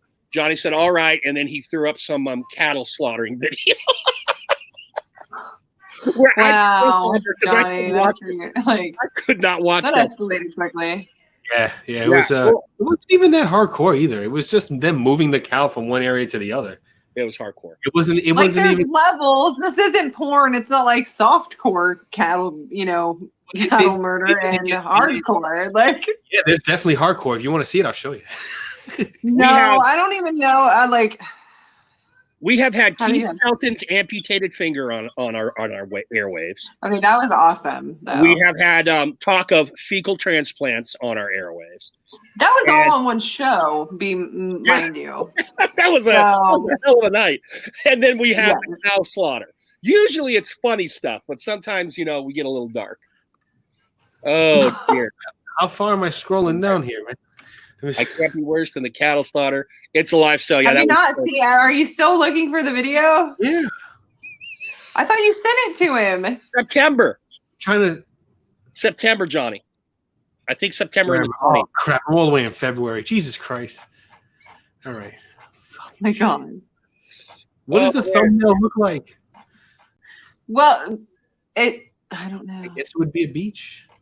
It's a beach. Yeah, it's like a very voluptuous woman. It's it's. You gotta remember, Phil posts about 500 things a day. So. All right, where am I here? I am in April. Hold on, Johnny. I'll give you a hand real quick. He's like, let me scroll for 10 minutes. Oh, I'm 1 month in. He's got a lot of things happening. He doesn't play, man. Like he's got 70K followers. He's got to keep those people entertained. June. Right. I hit June. It's in September, right? Yeah, September. Yeah. Okay. I'm getting there, JG. I'm getting there. July. I'm getting there. All I hear is mouse is scrolling. Yeah. Yeah, you could run the show for us, Audra, while we totally bore everyone while we're trying to find this one video. It better be damn well worth it. I think it is. All right, let's see where I am. I am in October. Okay, I'm about a month away. All right. I hope Johnny's looking in the right year. Instagram. You can't. All right, I'm in September 29th, so let's see. I'm on October 3rd. Okay, good. So we're narrowing it down. You got it? Got it. Awesome. Okay. From the wonderful mind of Helifat, when Johnny gets it all set up. Exhibit A of why you should be following him if you don't. Wait, hold on. God. I screwed it up. Hold on. I forgot to freaking share the audio.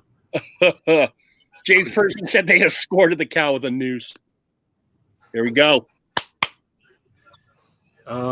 If this is loud, let me know. I'll turn it down. Or if you don't hear it, let me know, of course.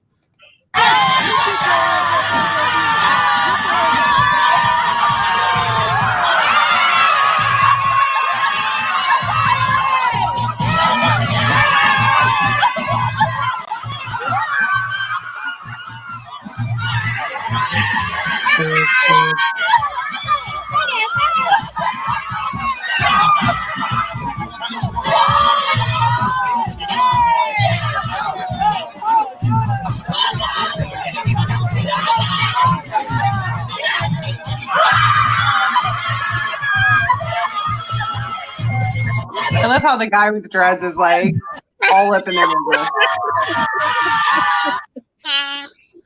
Very weird. Thank you, Phil. Oh, bearded Chester in the house. Is it Oh, a- woo. Oh, is that a land manatee? I didn't know Jester was in here. I'm still waiting on the ape on the roof video. Oh, brave man, Jester. We all are waiting for the ape on the roof. Jester, by the way, is co-hosting the Beardies with Tyson. Very soon. I think I saw the December 21st. I think I saw the post. Where? When? December 21st? December 21st, the Beardies Award Show. I think probably on Tyson's YouTube channel. I think Bearded Jester is a very good call for the co-host duties. Oh, yeah, Oh, definitely. Oh, I love that. Is it weird that I'm hungry after watching that? What? Ape on the roof looks like a pipe dream. I'm just gonna watch the chat go after Chester. What's up, Drew? Welcome to our humble home. In a Santa hat. Yeah, ape in a Santa hat. Hell yeah. He's got it. If he's got gold paint, he's gotta have a Santa hat. Although the weather's getting kind of cold, getting a little snowy, he might slip up there. I don't want the man to hurt himself. Yeah, I don't know if it snowed near him, but it definitely snowed near me today. We thought we were gonna have a delayed opening. All I know is if he can do that fucking Fable video, an ape suit on a roof is a piece of pie. You know, that's just a Right. ladder and an ape suit. He needs a cameraman. He needs Exactly. someone to hold the camera for him. He's got a All right. tripod. I mean, damn. No. He's an ace with the camera and the special effects and everything else. I mean, he Yeah. can make it look like King Kong on the Empire State Building. Yeah. My brethrens of the beard. Yeah. Oh man. Pretty good. Are you in BeardTube, Johnny? No, I'm not. Actually, What? I popped in and You were out. supposed to be double dutying it and seeing all the good shit he was giving away. And I just I was popping in and out, but like I was kind of surprised that was going down because to me, at least, definitely in the second half of this year, if not even earlier, it didn't seem like Scuba has been doing much beard stuff, just an occasional here and there kind of thing. So I haven't heard much from him yeah, in the recent months, for sure. he's working that 100K, subscriber money, having fun with his shoes, all those kinds of things. But he has not. I haven't. He did the. Of course, he called out the one company with the brush in the spring, and a couple of videos since then, but not a lot. Not a lot. yeah. And then he No. shows up, he's like, giving away the freaking everything but the kitchen sink and the kitchen sink. So Yeah. Yeah, and it's Well, he did. No, it wasn't him. I can't remember. I can't remember the last one I saw him do. yeah, me either. I Well, love his shoe it. unboxing. I was like, oh, I want those sneakers. So it got me wanting to buy them damn sneakers, man. A shoe unboxing doesn't get me, doesn't get the blood flowing south like a beard unboxing. It is fast, Yeah. Have you ever watched the show Unbox Therapy? You ever watch that YouTube channel? I think they're stealing our trademark, Johnny. No. They way before us. Way before us. I'm telling you. I mean, this guy's so big, he's getting free Teslas. He got a free Tesla. Woo! No, he didn't. Are you Yeah. serious? I mean, he Samsung gives him whenever they come up with a new phone, he'll get every single model of the Samsung phone. How many views? That's How how many big- viewers does he have? He's in the millions. He's got in the millions, and Oh, wow. he's in Canada. Is he an Canadian. African American dude? No, he's Canadian. Okay, because I saw there's a Jeff Goldblum series on Disney, and he was looking at the history of the sneaker, and he interviewed a YouTuber who has a gang of views and money from unboxing sneakers. So I just wasn't sure if it was the same dude. I mean, he unboxes sneakers, but like they have to be like really like off the wall sneakers, like those. He reviewed the super special edition Nintendo Air Jordans, I think they were, and they were like Super Nintendo, and they had like the buttons on the back of and they worked and stuff. Like it was crazy. Oh my god! And The speaker was a controller.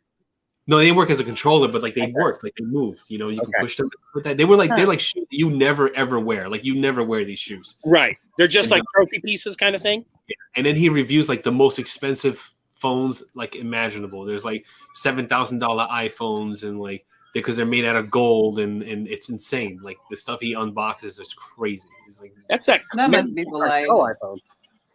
you know, it's like high society kind of stuff. Wow. That's because there were too many people in the chat at BeerTube. It was making me dizzy. Yeah, that's why I was like, I'm sure there are. I'm sure there's like, tons in there. Well, I want to thank the regulars, all lucky 7 of them that are hanging with us right now.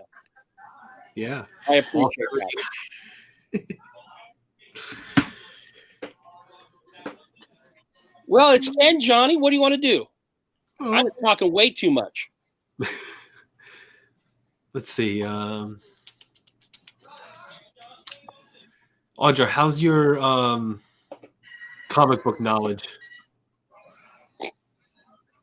Like Marvel versus DC, or Just well, which one do you know more about? Like, which superheroes do you know more about? Like Marvel or DC? Because I can probably go both. Marvel. Which one do you know? Marvel or DC? I'm good in either, but I have more Marvel in my collection, but I'm pretty strong in either. Okay. Like, for example, the Flash's one of his arch nemesis is Gorilla Grodd, which would be a great ape spokesperson. Yeah. That's right. He's not an honest ape, though. He's kind of a mind-controlling fucker of it. Oh. Huh. I'm trying to think of a good verse battle. Oh, the comic guys. Huh? For the comic thing. Yeah. I was thinking about I know Superman versus Hulk is always like, you know, that's a huge debate. But I always think Superman can like win that easy, you know. And then you know, some people don't see the same way because they're like, yeah, like the thing with Superman is like whenever you put Superman against anybody, I mean, if you're just talking about like raw strength and power and everything like that, like he could just fly up, rip your head off, and keep going, like faster than you can move, like, you know. There's an issue to that though, Johnny, because Superman has 2 weaknesses. Everyone knows kryptonite. Yeah. Not too many people know that magic really fucks with him. Yeah. And Captain Marvel, Shazam Captain Marvel, is magical. Yes. So that's a good battle between those two because his magic could get in the way of Superman's powers. How sick are we that we've got about 90 years between the two of us and we're talking about 16-year-old fucking comics? Things that 16-year-olds should be reading, right? Hey, yeah. Should be, but they don't anymore. They don't. Kids don't. They can just watch movies about it, and it's like, yeah, but you don't. I mean, I can't say that I was a comic book reader because I wasn't. I was a reader, but not a comic book reader. Yeah. You know, I didn't get into that stuff until later, and now our families are all into Marvel. So you know, if a Marvel movie comes out, they go see it. You got the Disney Plus at home? What? No, when we move to the new house, we're not going to get cable. We're going to get the Disney Plus, ESPN, Hulu Live for like $12.99 altogether. Yeah. And I'm like, hell yeah, that's a deal. Like, watch whatever, because we mainly watch movies, and you know, we can use Hulu Live for Rob to watch his, you know, Fox News or whatever the hell else he wants to watch. But you know, I'm like, we just watch movies and college football when it's on. Those are our big things. So. Yeah, I don't really watch much TV itself. Just, you know, just Netflix and I have to have the to watch wrestling. You need Channel 5 and you know all that stuff. So like it's I wouldn't know where to watch wrestling other than on the TV. It's a big part of my thing. YouTube, but not. It's not the same. It's not like live. Yeah, you know, like that. Like it's not done right on YouTube. You can watch it, but they like highly edit it out because like you can't just like stream a 3-hour show on YouTube and like have it work right. You know, they severely take the 3-hour show, and the way the guy does it actually pretty genius. Is that he gets the meat out of those 3 hours and he condenses it into like a half-hour YouTube video, and it goes so quick, and it highlights the whole show. Sometimes when I miss it, that's what I watch. So, yeah. Yeah, Miners, I think it's the Browns as well. I don't think they're close enough to Cincy. I know it's not the Steelers. Audra, are you guys Brown fans? Miners Beard wants to know if that's your team. Rob is a Browns fan. I'm not really a pro football. I follow college. Okay. More than professional, but Rob is. The Ohio State University, is that your school? The Ohio State. I graduated from OU. Okay. The Bobcats. Yeah. But I root for Ohio State, so I'm a Buckeye. What's the worst thing you've seen in the hospital? That was a transition and a half. Just thinking about right, it. he wants to hear something gross. We're getting into this again. I mean, like, okay, like so when I was a phlebotomist, there was, this is years and years and years ago, but there was I had only been on the job maybe a couple months, and we got a call. I was on day shift, and we got a call that there was a trauma coming in, and there had been an accident, and somebody, the driver had been impaled, and we're like, okay, so we're going over to draw blood on this guy. I don't think blood is the last thing they need right now. So we get over there while he was already coding by the time he got to us, because the EMTs pulled the fence post out of his chest. Oh.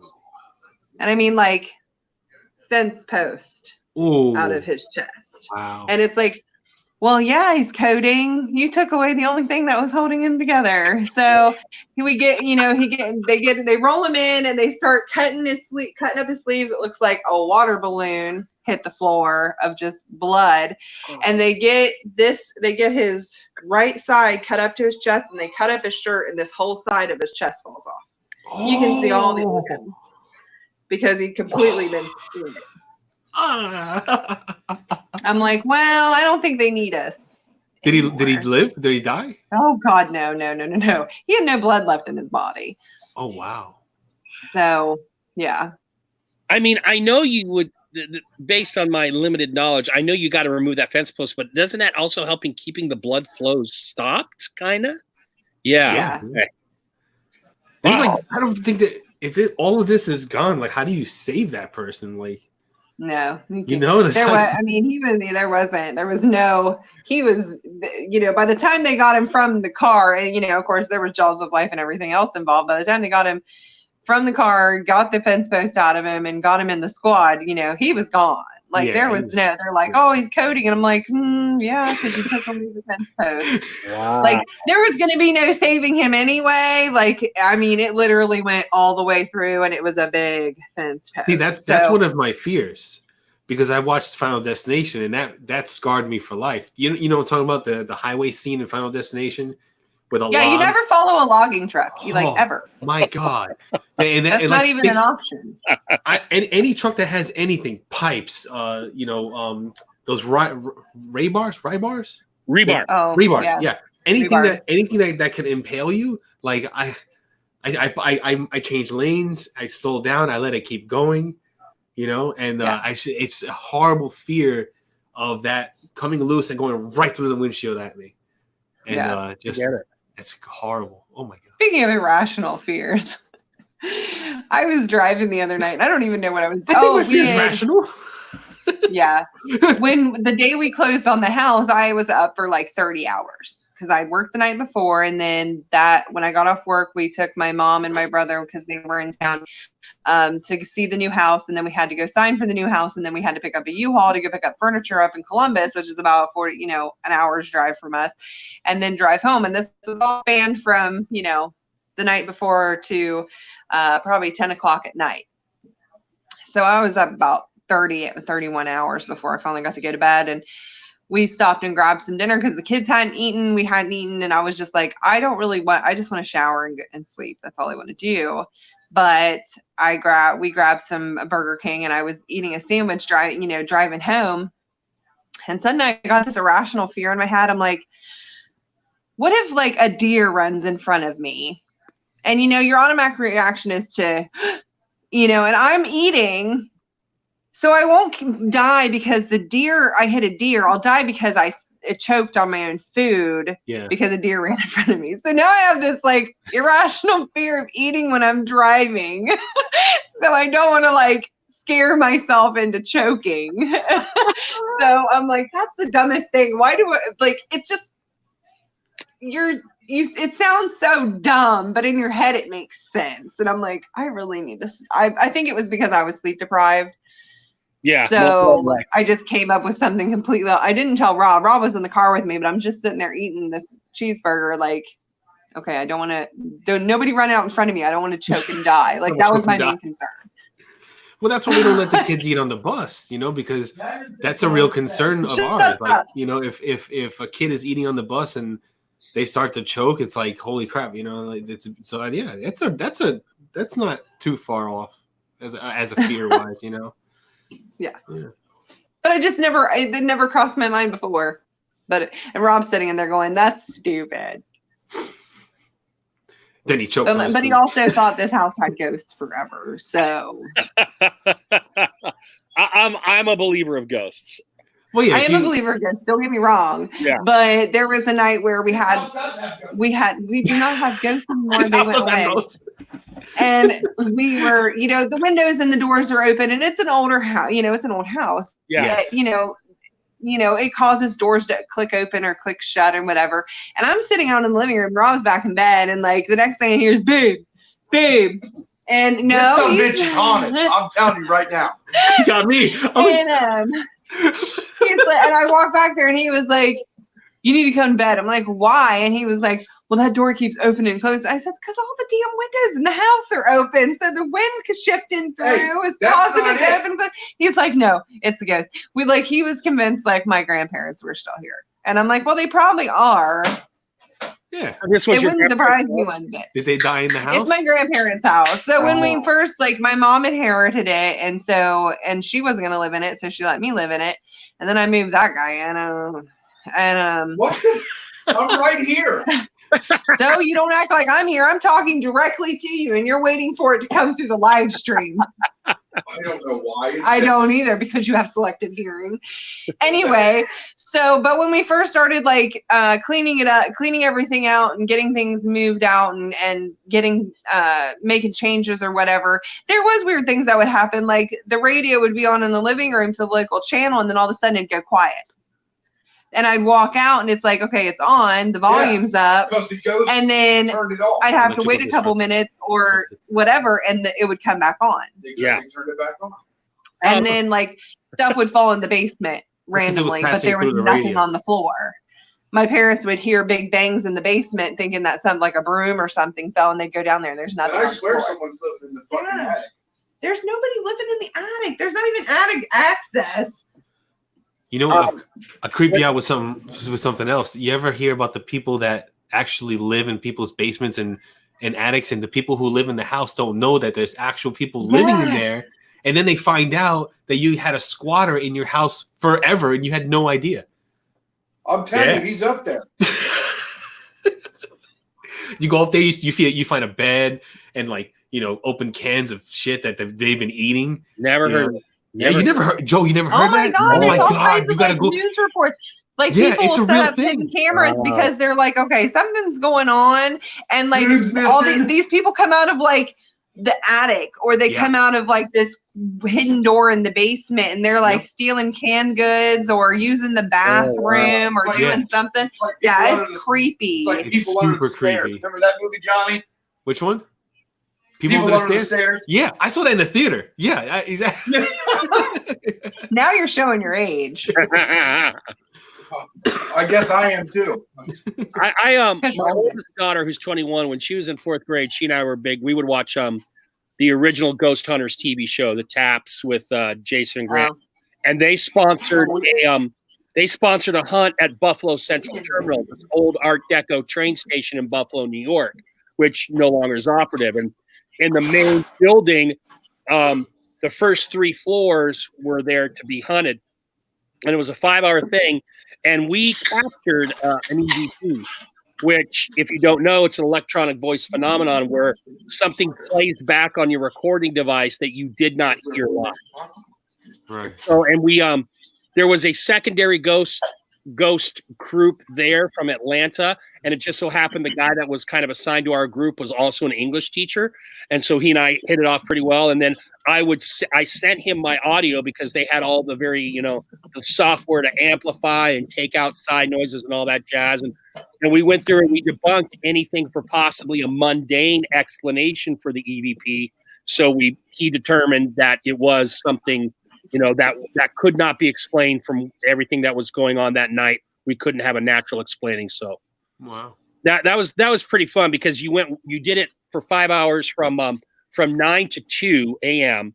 And then the next day you had an hour debrief back there at the station where all the groups talked about the different things that they caught or found, et cetera, et cetera. See, that would freak me out because like my mom was really big into, ghosts and spirits and everything like that. And she put this fear in me that like, if you don't get rid of the thing that's in your house, like it's going to latch onto you for life. So like, I wouldn't be able to do a ghost hunting thing like that only because I would fear that it would latch onto me and follow me home. And then I got to deal with That's it at only home. demons. So like, Ghosts really aren't like that. and like, so like, they were there. There was an incident when I was little that I was in bed and then all of a sudden like I got shaken awake, shaken awake, yeah. And English teacher, there you go. So then like I'm like, what the hell was that? And then I hear like my dad, he's like screaming, and then my mom's like next to him and he's freaking out, and then like I guess whatever was pushed me jumped onto him, and then like so then that's when my mom taught me how to like get rid of things like that in the house, which is like you say your rosary, you burn some white candles and some sage, and it's how you clean your house, that, or you get your local priest to come and bless the house. That was what we did. We got the priest to come and bless every single room, and then after that there was nothing else.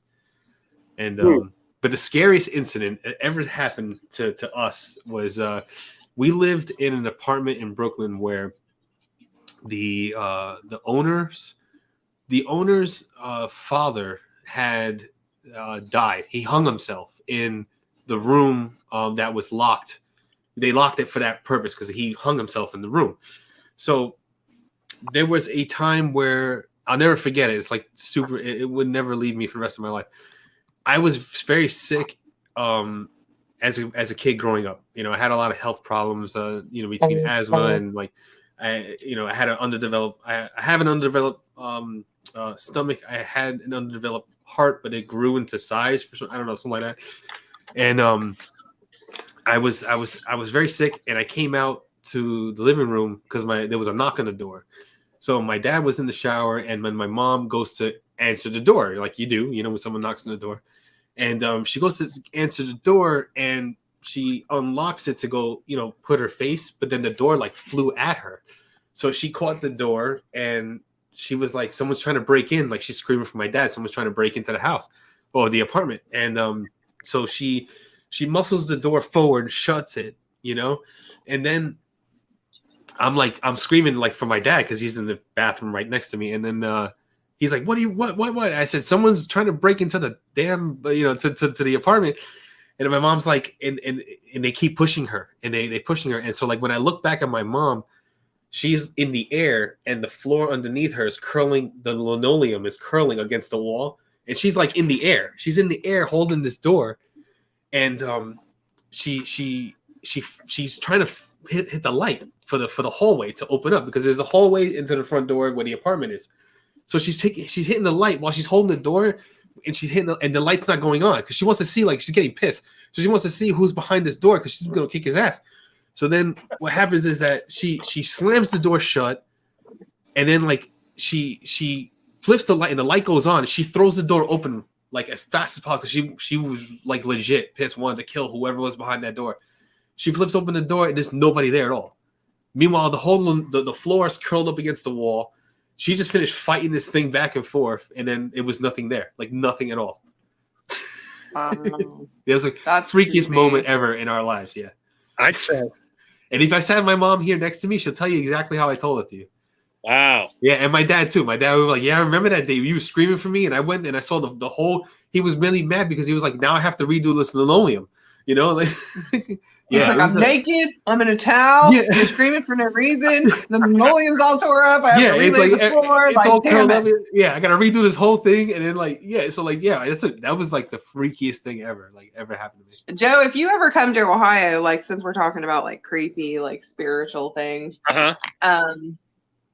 there's a place in Athens called the Ridges, and now he's Not the listening chips to me on this end. Yeah. Called the Ridges. It's actually a part of the Ohio University now, but what it used to be is the old Ohio Insane Asylum. Oh. And there's multiple different buildings. There's a main building. I mean, they have a website. You can go on and look at the website. And but I actually took Rob there for our first date, which sounds super creepy. But at the same time, it was like, I love creepy stuff. Awesome. They have an old TV ward that I've been inside. Like it's all broken into. So me and friends actually went in there and I took pictures and stuff. But the Ohio University has bought the land. So like there's a horse barn behind the main building, which is now the daycare. The main building, most of it's still closed off, but the main part of it is like some offices and an art gallery. One of the other buildings is some offices. The old dairy barn is an art gallery.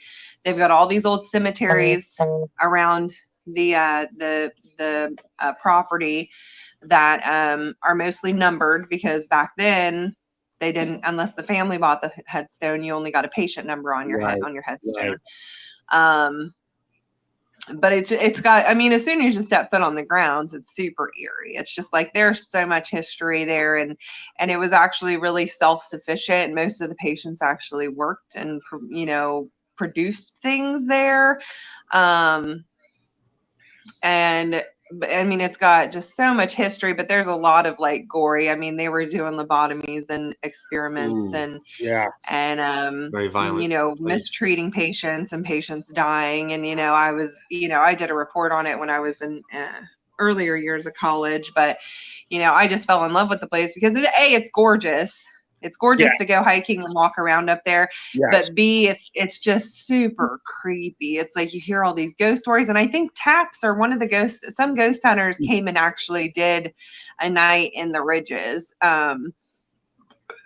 It was years ago. They used to do ghost tours up there, but then they stopped doing it. I'm like, why? Like, I would go to something like that. That would be super cool to hear all the stories. And they really held no like qualms with doing the headstones. Cause I mean, walking around and there's a graveyard right next to the TB ward, which everything's in a row except for one section and it's in a circle, which I'm like, oh, you're just asking for people like to come, summon something. And then there's a big graveyard. There's like two big graveyards up by the dairy barn up on a hill, and they've got like 666 headstones. And I'm like, did you not think this through? Like, that's like, you don't put a 13th floor or a room. Right. Like a hospital, doesn't have a 13th room on any floor. But it's just super creepy. So if you ever come to Southern Ohio and you ever get a chance, like definitely visit there. It's really easy to find and it's got a lot of history. And Rob just said, come visit us and we'll take you to the Ridges. I know in West Virginia, I was just talking to miners. It's been a few years since I've looked into it, but you can spend the night in an old asylum in West Virginia, and you can tour Moundsville for the entire night, like start at 8 and not leave till 6 a.m. the next morning. Mm-hmm. And Moundsville was a notorious haunted prison with an area they called the Sugar Shack, where there would be a lot of rapes and murders that took place in that area. Mm-hmm. That's supposed to be one of the most haunted places. Oh I've always wanted to do something like that. My daughter was a little hesitant when she was younger to spend the night at one of these places, and I get it.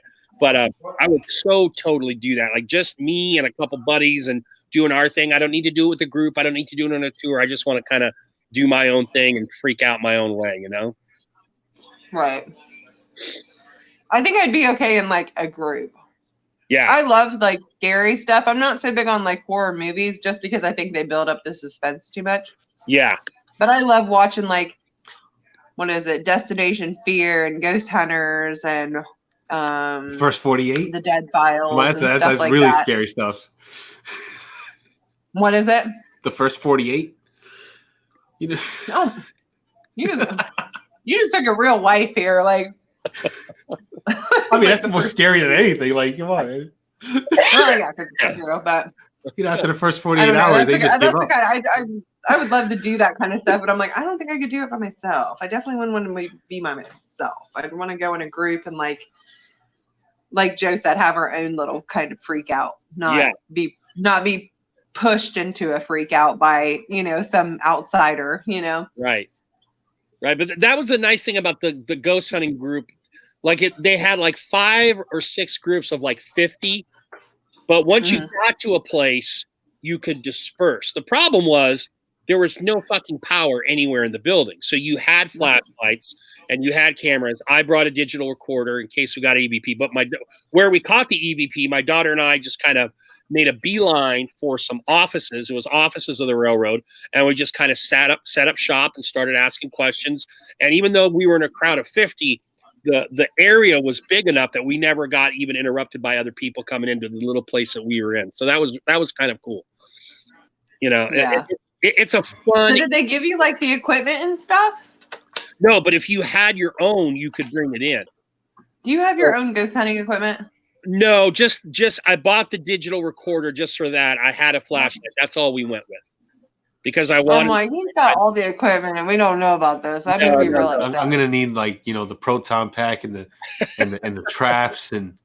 I still have issues with some of this equipment and its validity, but I know through personal experience, the EVP and others, that I believe in ghosts, and I believe that there are some, like I believe in audio or video recorders capturing voices. I believe in that. But some of the graphs that measure electromagnetic spectrum and pulse in this, I don't know how valid that is, because there's no science to this stuff. You can't prove it scientifically. But it's fun. And, you either are a believer or you're not. Obviously, Johnny is, you are. So I think Miners is. Miner wants to go ghost hunt with me, and I would love to do it. He's got EVPs and K2 meters. Oh, Miners is hardcore. I'm down. Invite me. I'm gonna go. How great would that be for like a 3-prong meetup at Ohio, West Virginia, Pennsylvania, beard companies and beard folks, and we go ghost hunting? That would be right. That would be the most bizarre thing. People would be like, "What the hell is going on?" Like, they're not talking about beards; they're talking about ghosts. Like, why are they in the dark? What? One's recording the air. That makes no fun though. That may have to be a goal. I may have to see you, coming up if we could do that. And Johnny's not that far away. He's kind of far away, but he's only across Pennsylvania. Pennsylvania's big though. It is. When you're going sideways, yeah. It's pretty wide. It's about 9 hours. Yeah. That's what I was like, oh, Joe's in Pennsylvania, and my wife's like, yeah, you know how fucking big Pennsylvania is? And I was like, let me see. And I'm like, oh. Trenton is 6.5 from us, Johnny, because my wife's brother lives just outside of Princeton, near Trenton. And like Trenton, the downtown, when we go there, when you see downtown Trenton, that's right around 6.5 to 7. Wow. Yeah. Yeah, that's it. Yeah. But Cleveland is about 2.5 from wherever you are, Audra. So because we're about an hour north of downtown Pittsburgh. So we're about 2.5 or so from Cleveland. Oh, you're probably about 3 hours away. Rob, how far is Pittsburgh? What? How far is Pittsburgh? How far from where? Holy shit. How far away is Pittsburgh? From here, I would say. No, from Canada. Like, yes, from here. Probably about 4 hours. Oh, probably about 4 hours. Okay. Yeah, that'd be fun. I think I'm going to go local this year since I went North Carolina last year. And damn, in Tennessee, I didn't know any of the guys, but there's like 4 beard companies in Chattanooga. At least 3. At least 3, because I contacted 2 of them. I'm trying to contact a 3rd. For doing those beard meetup kinds of things. Well, holy cow, Audrey, you made this time pass. Very quickly. It's already 10:30. About Ghost and Blood. Yeah. Halifax says Johnny is close. Yeah, he is. You Yeah, and I am. Phil. You could meet the very elusive and mysterious Phil, Johnny. The recluse. I bet he has a great butt. Well, I'm not going to say anything other than if the photo he sent me of him was legit, he reminded me of a celebrity. But that's all I'm saying, because I will guard Phil's identity to the death or until someone pays me enough money. One of the two. So, for you all, next week we've got Debonair and King Tali, and then we're off for 2 weeks because Christmas and New Year's fall on Wednesdays. Yep. So we'll take a 2-week break. You'll have your own therapy on those days, I think. And then we'll come back in January 8th and pick this right up again. Yeah. Audra, thank you very much for joining us. It was a pleasure. Thank you. And Wow. we'll see you back here sometime in 2020. God damn, it's hard to say that. I know, 2020. I know, right? Shit. Oh, Right around the corner. if Scuba's still on, go win yourself some swag. Thanks to our loyal listeners / viewers who popped in and spent the night with us. We appreciate it. And Johnny or Audra, if you have any final comments, otherwise we're out. Audra? Nope, I'm good. Thanks for having me. It was a You're pleasure. Johnny Grooms? Nah, you'll see. Left or Just- right? Left or just see- right? see my- Well, it's left, so you feel like someone else is doing it. All right, Johnny Cruz. On that note, we're out. See All right. y'all Bye. next week.